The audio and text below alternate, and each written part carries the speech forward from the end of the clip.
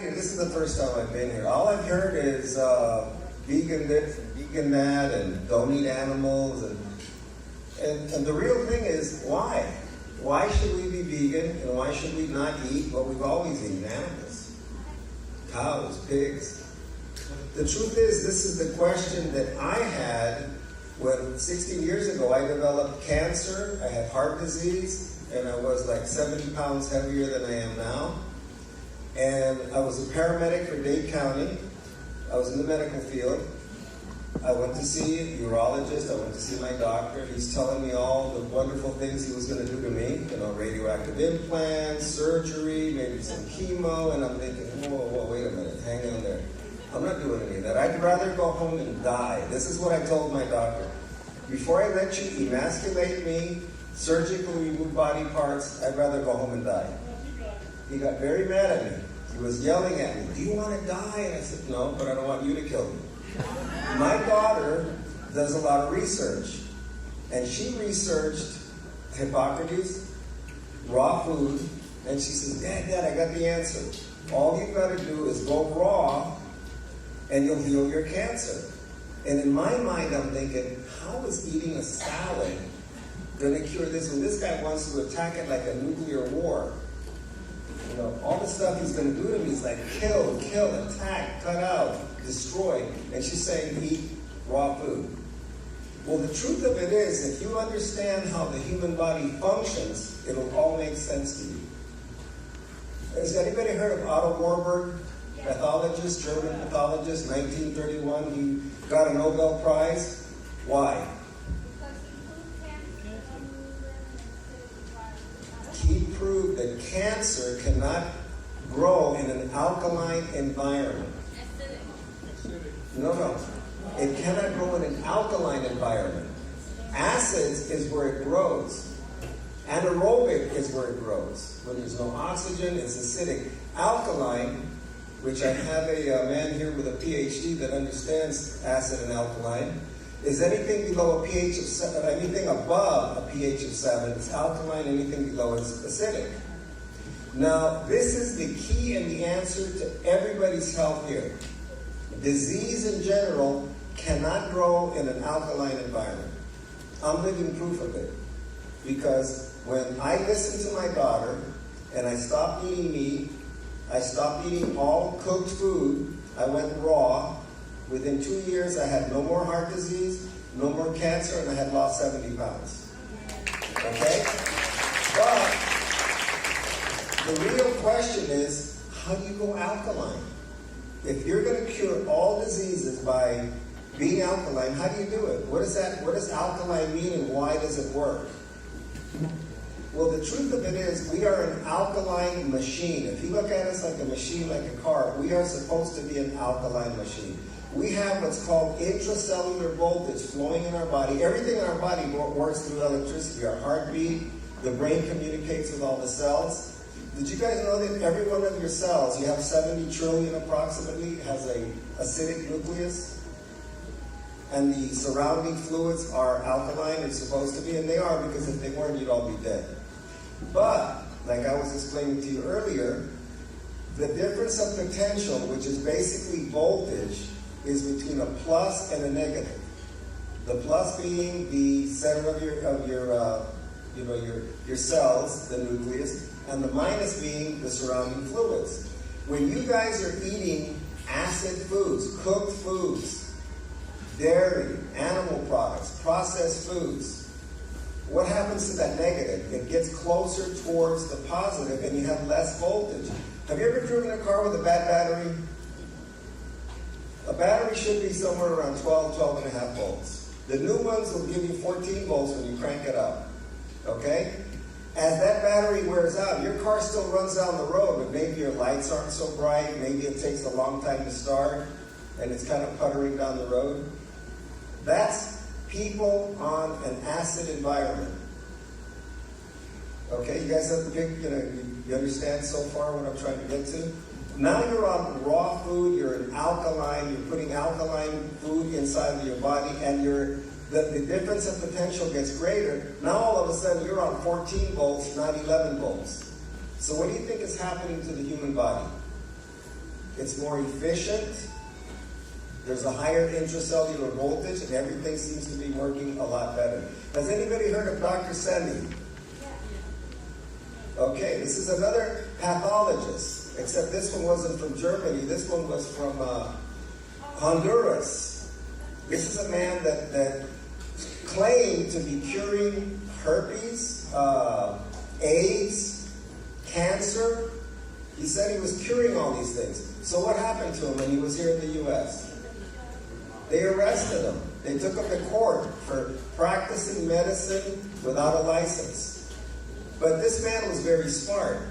The people that he was healing through alkalinity, raw food, and herbs, they had all been to regular doctors and they all had documentation of their diseases. The people that had AIDS had all this documentation that they had AIDS.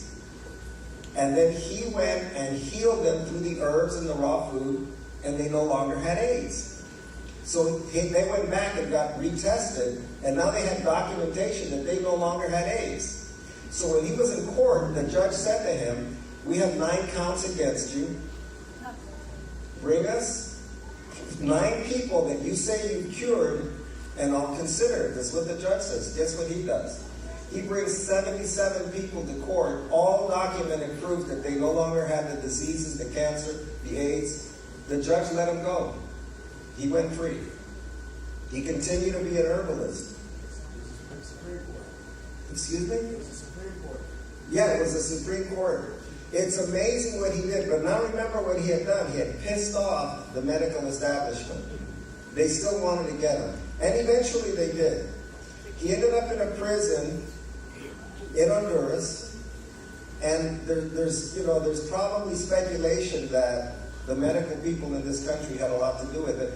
While he's in prison, he no longer has access to his herbs, no longer has access to raw food. He's eating prison food. He gets pneumonia, and he dies. And that's how they got rid of him. And there's been a lot of cases where people that are against, I hope nobody around here is going to tell people what I'm talking about, not the medical establishment. They are against anything that will heal people and they won't make money on it. Yeah. That seems to be the ongoing problem here. They hate people like me. I have not been to a doctor in 11 years. I healed myself from cancer and heart disease without any of their help. I've been in this restaurant 10 years, and in 10 years, I've had so many people come by with all kinds of diseases and problems. I can give you examples. Let me give you an example of Ron, the pool builder. Ron, the pool builder, comes to see me maybe 5 or 6 years ago, and he says, "I'm a diabetic. I've never seen the guy before in my life. He just comes in and we were talking. Somehow he says, I'm a diabetic, and I inject insulin in my stomach twice a day, and I hate it, and I have to do this for the rest of my life."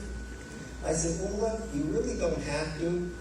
There's a guy named Gabriel Cousins in Arizona. He made a movie. He wrote a book. It's called Simply Raw, Curing Diabetes in 30 Days. And I explained to him my experience with raw food and how it worked. I talked to him for maybe 20 minutes, and he leaves. And I'm thinking, oh, okay, he left. Something clicked in his brain, and he decided, I'm going to do this. I hate this injection in my stomach, and I'm going to try it. 5 weeks later, he walks in through the door, and he starts hugging me. And I don't recognize him. He's lost 30 pounds, and even if he hadn't, I probably wouldn't have recognized him anyway. And he says, "Remember me? We had this conversation, blah, blah, blah." And I said, "Oh, yeah, the diabetes, yeah. I'm no longer on insulin. I haven't had an insulin shot in 3 weeks, and my blood sugar is normal." Now, remember, this is 5 years ago. He is still on raw food. He still has no more insulin demand on his body. And he says he was playing golf recently with about 5 doctors. And during the golf game, he says, "You know what? I used to be a diabetic, but I'm not a diabetic anymore." And they smirked at him. They laughed. And one of the doctors said to him, "What do you eat?" He goes, "Oh, I'm vegan. I'm plant-based. I'm raw." And the doctor said, "That's why you don't need insulin. Try eating real food." This is what the medical people's mentality is. Think about that. That is a sick thing to tell somebody, especially when you're no longer a diabetic. Because what happens eventually to diabetes, people with diabetics, they lose body parts. They have their extremities amputated. because there's no circulation there anymore. Now I get, have you guys heard of Dr. Roseanne Calabrese? Yes. Dr. Roseanne Calabrese, she's an acupuncturist. She runs Partners and Healings. In 2011, she comes into the Green Lane. And she used to be a Dade County firefighter too. But now she's an acupuncturist, and she looked like she was going to die. She looked horrible. I said, Roseanne, what's wrong with you? And she goes, I have Graves' disease. I've been to 6 experts. They're all telling me that I have to have my thyroid surgically removed, and I hate doing it because I'm going to be on hormones the rest of my life. And again, what do I tell her? I said, Roseanne, you know, I had cancer, I had heart disease, I went raw. Why don't you try it? I gave her the name of my doctor, Robert Morse. He's an herbalist in Port Charlotte, Florida. And by the way, Robert Morse's motto is there's no such thing as an incurable disease, only incurable people. And it's true. If you think about it, if you know what you should do, and you're not proactive, and you don't take that first step and do it, you're not going to get healed. If you'd rather go see a doctor to give you a magic pill that's going to cure whatever you have, you're in trouble because it's not going to cure you. It's just going to make things worse. Well, anyway, Roseanne decides, you know what do I have to lose? I'm going to go see Robert Morse. Robert Morse looks at her paperwork, looks at her eyes, her radiology. See this guy, when you walk into his office, he's looking at you as you walk through the door. He's already figured out what's wrong with you. He says, you know what? Take these herbs, go raw, in 3 months, you'll be fine. And she's thinking, this guy's crazy. I've been to 6 experts, and they're all telling me I got to get my thyroid taken out. She doesn't. She takes his herbs, she goes raw. 3 months later, she goes to Weston, the clinic in Weston, and the doctor examines her, and her thyroid's normal. And he's going, I've never seen this. Your thyroid was beyond repair. What did you do? I mean, what's going on here? She explains to him the herbs and the raw, and all he says, I asked her, I said, what did he say? Is he going to change his practice? He goes, no, he just stood there and went, He's still, he's still practicing medicine the way he's always done it. He's still removing women's thyroids because that's how he makes his money. Roseanne, on the other hand, changed her whole practice. She now puts everybody on raw food. She recommends the herbs. She's doing an incredible job. She wrote a book. The book is called Cure, C-U-R-E. If you read page 14, she talks about what I just told you about the time she came to the Green Lane and talked to me and how it changed her whole life. So it's just a matter of why raw works is because you put your body in an alkaline environment, just like Dr. Warburg said, and like Dr. Semi said, and it works. I'm living proof of it. I'm still alive. The doctor that told me I was going to die probably died already. But it does work. But you have to believe it, like some of the people that I've talked to. You have to practice it, and it works. And it's just amazing. And I love what you said. You know, she's a raw foodist, and look at her. She's amazing. And this works. This works. You actually get stronger. I call it the gorilla diet because gorillas don't eat meat, and this is a 450-pound animal of pure solid muscle. They're amazing. Have you guys ever wondered why animals in the wild don't get some of the diseases we get, and why there's no obesity in the wild?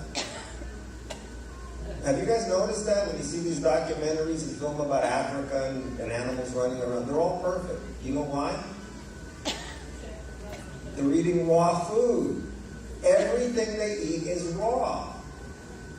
And according to the species, lions eat raw meat. Wolves eat raw meat. Gorillas, elephants, water buffaloes, they eat plants. There's no obesity in the wild. It's all muscle. Where does protein, which is one of the big things that I keep hearing from people, is where am I going to get my protein? Where does protein originate from? The origin of protein. Plants. Amino acids in plants. That's where protein originates. All of the animals that people eat don't eat meat. They're eating the animal's muscle that he got from the cows, the pigs. They got it from eating plants. At least that's the way it's supposed to be. Now they're feeding cows, dead cows, mad cow disease. They're feeding them corn, which is not part of their diet. They're getting other diseases, and we're getting their diseases because we're eating what we should not be eating. It's biblical. I don't know how many people here still read the Bible, but if you were to read Genesis 1:29, supposedly Adam and Eve are in the Garden of Eden, everything's perfect, everything's wonderful. God says this is your food: fruits, vegetables, nuts, and seeds. Cornell University does a study. Dr. T. Colin Campbell. 4 years into the study, he turned his whole family vegan. What does he say we should eat? Fruit, vegetables, nuts, and seeds, after he studied it. It's so obvious, and the way you'll know it is if you do it, if you try it, you're going to notice changes almost immediately in your body. I noticed it the first 2 weeks after I went, I started eating like this. I noticed changes. Things were starting to work a little better. There's different aspects of it. There's detoxing. There's getting rid of a lot of the buildup of the mucus that's inside of our bodies, and people go through different stages. But basically, you're on your way. You're on the right track if you start eating plant-based. And, I've said it in a nutshell, most of what I was going to say. So if anybody has any questions or any comments. Ma'am? Hi. I juice. I try to go mainly raw, but there's a couple things like collard greens and, kale that is so, hard to chew and get down there and digest. Do you think that's really bad to lightly steam it? Lightly steaming is not horrible, but it's not the best. But here's the thing. You know what gorillas do? They chew their food until it liquefies in their mouth. And if you were to chew, like we have kale salads at my restaurant. We put, lemon juice on it. We put olive oil. We put garlic. We put salt. We put some seasonings on it. And we massage it and massage it. And it gets really soft and it's still raw. Do you know that if your food does not rot, let me tell you this, your body can't use it? If your food will not spoil, your body cannot break it down and assimilate the nutrients out of it. You know those foods that you can put on the table like a Hostess Twinkie or a McDonald's burger and it can sit there for 5 years and it still looks the same? Your body cannot break that down and utilize the nutrients. It can't metabolize it. It can't get rid of the waste. It just kind of sticks in your body and it causes havoc in the human body. So are you saying you're better off soaking something like You're better off soaking it, and when you put it in your mouth, you chew it. You use your teeth and you break it down and chew it and chew it and chew it. If you try swallowing it without chewing it, guess what happens? It comes out the other end just like it went into this end. Because it doesn't break down. You have to chew your food. That's another biggie that a lot of people don't do. Yeah? I wanted to say that we put kale in smoothie. Yeah. So for that, there's a lot of different ways. Kale and smoothie, that's what we do. We put it in the smoothie. Yeah, but I mean, what did people do a long time ago before blenders came in? They chewed it. They chewed it. They lost their teeth, maybe. No. Do you know that the best juicer are your teeth? You know Ann Wigmore, the wheatgrass lady? She didn't have a wheatgrass juicer. She was chewing wheatgrass. She'd spit out the pulp, but she sucked all the juice out of the wheatgrass. That is, number one, the best juicer you have are your teeth. And if there's certain things that don't digest, maybe you're not eating them correctly. That's something that you have to think of. You have to understand how the human body works. Ma'am? So you think the Hippocrates does wheatgrass and sprouts, and they have a couple of things that they really believe in the raw food diet contributes to healing cancer. Mm-hmm. Can you speak about those things that are up there on the short list, or do you feel like the average person can just eat fruits, vegetables, No. nuts, and seeds? Hippocrates is really right about one thing. Sprouts. Sprouts are 50%. I went to Hippocrates. I was there for 9 weeks. I did the whole health educator course. Sprouts are superfoods. Why? You take a lentil, you soak it in water, you put it in a colander for 2 days, and the little tail starts to grow out.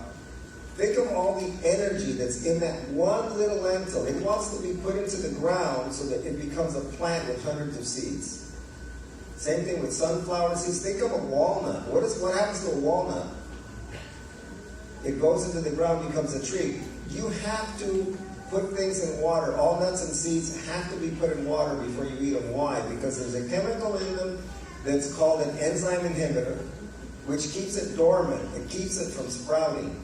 Water activates, it neutralizes that chemical and it activates the sprouting process. It germinates. Now you've got superfood.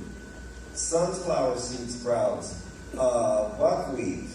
All these things, when you eat them as sprouts, they are superfoods. All that they're alive, and all that energy goes into your body, and just it's like a nuclear explosion, but it's all good.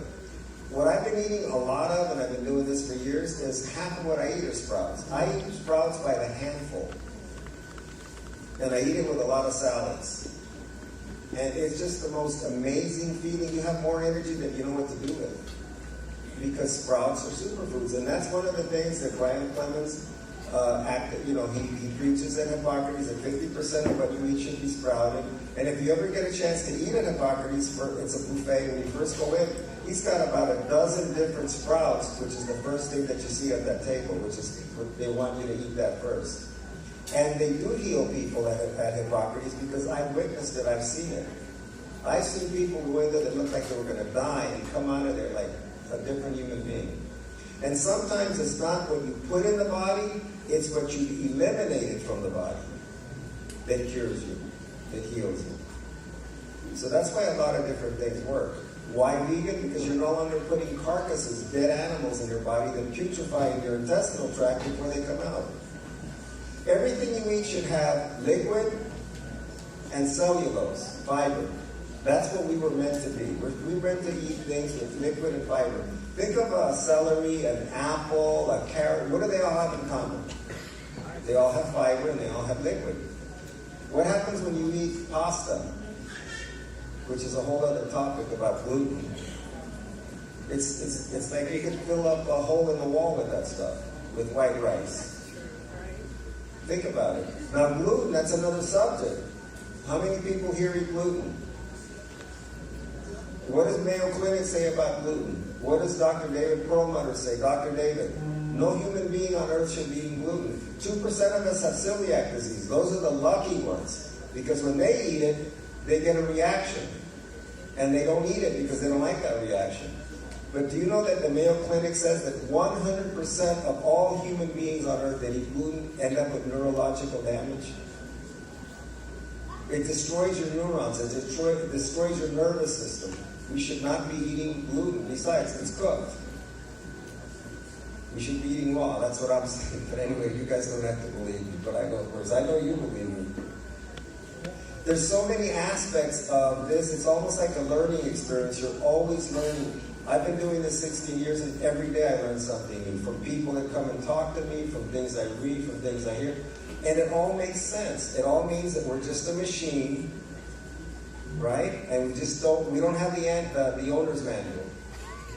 But it makes sense because we're eating the way we're supposed to eat, and the body's reacting. When you cut yourself, you have to think about that cut. You're going to form a scab, and it's going to heal. The same thing's happening inside. You have to stop sabotaging your body, and you have to start giving it the right nutrients. That's it in a nutshell. And it has to be alkaline, because that's what we are. Sandra? That I did what? I don't get sick. I just don't get sick. Yeah. Earlier, someone said that they combined kale and artichoke. Yeah. But I don't like kale and artichoke at all.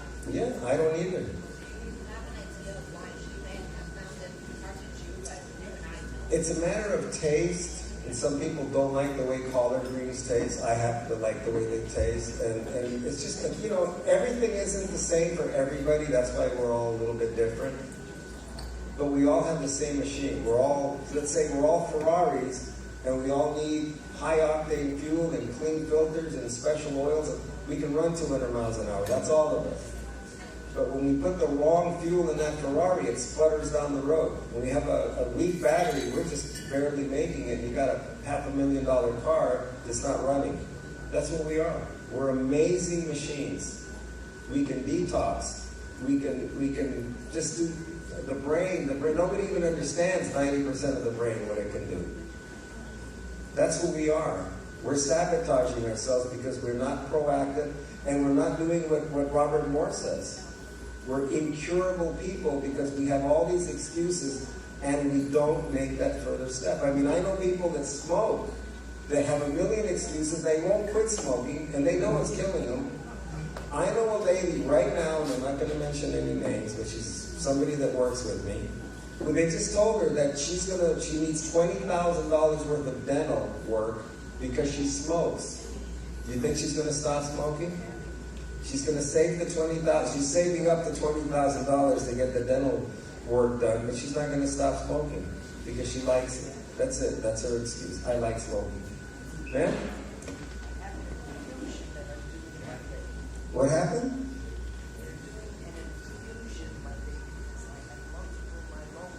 Uh-oh. And you smoke. Okay.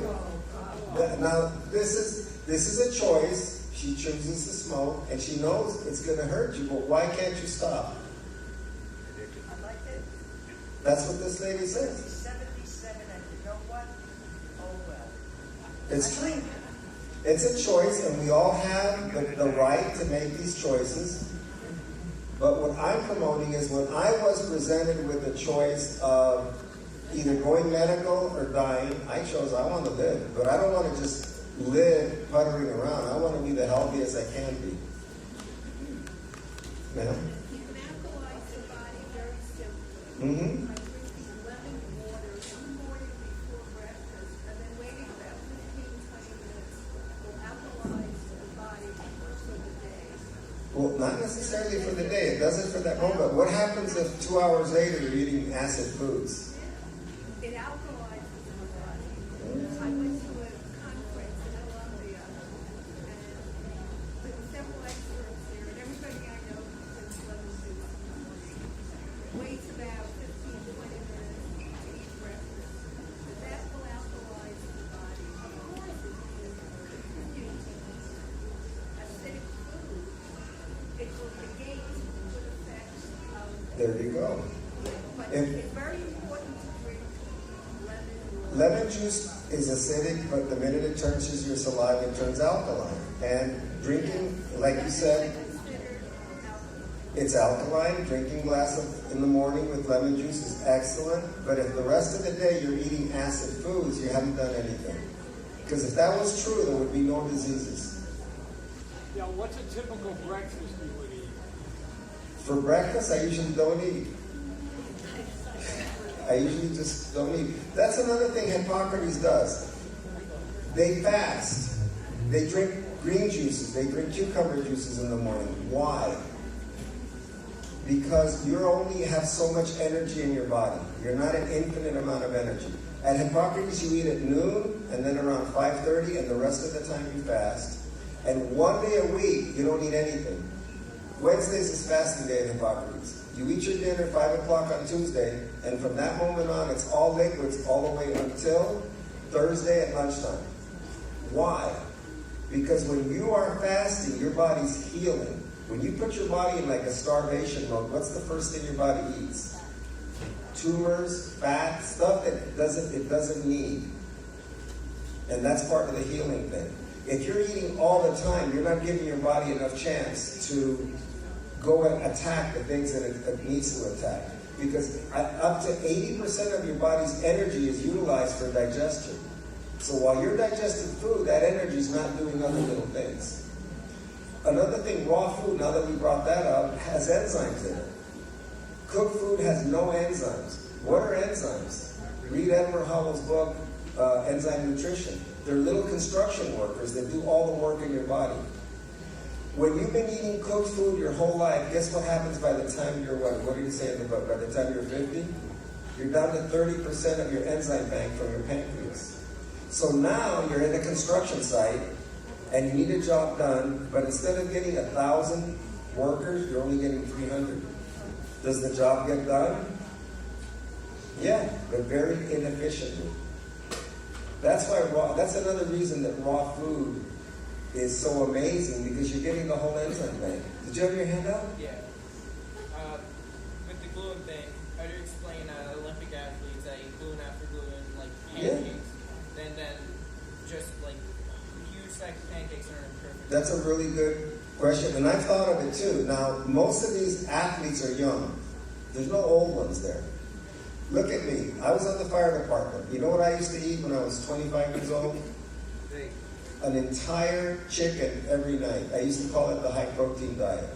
I used to stick it in the oven because I didn't want to fry it, and I ate a chicken. I was climbing ropes. I was running marathons. I was doing amazing things. I was 25 years old. I still had my full enzyme bank. It doesn't start depleting until you're around 27, according to Edward Howell. Had I kept doing that, I would have been like a lot of these weightlifters that I knew, that as they got older and they were eating all this meat and chicken because that's all they ate, and they looked like Arnold Schwarzenegger, they started having issues with their lymphatic system. I know one guy whose arms were so stiff, and this guy was competing with Mr. Florida, that he couldn't bend his arms. He would go to the doctors and they would give him antibiotics and he could move his arms again. And then a few months later they got stiff again because I didn't understand it at the time, but the diet he was on was killing him. And it's true, athletes can eat pancakes and they eat bread. And when I was running, long distances, they used to tell me that I had to, charge up with carbs, and I used to do it, and I could still run. But it wasn't the best thing. There was an Olympic athlete, I forget his name, who won 5 gold medals the year he went plant-based vegan and stopped eating all that garbage. And when you see him in the Olympics, he's 50 feet ahead of everybody else. He's really big, muscular guy that just supercharged. So it's not the best thing for you. Yes, you can do that. You can eat that stuff, but it's not going to help you in the long run. It's going to catch up with you the way my problem caught up with me when I was in my early 50s. And I ended up with cancer. So it does catch up with you.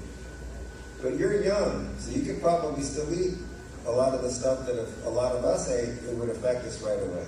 But it will catch up with you. That's the problem. Ma'am? Jamie. Jamie? Yeah. I just have 2 questions. The first is, my friend, Mario, trying to get him to stop smoking.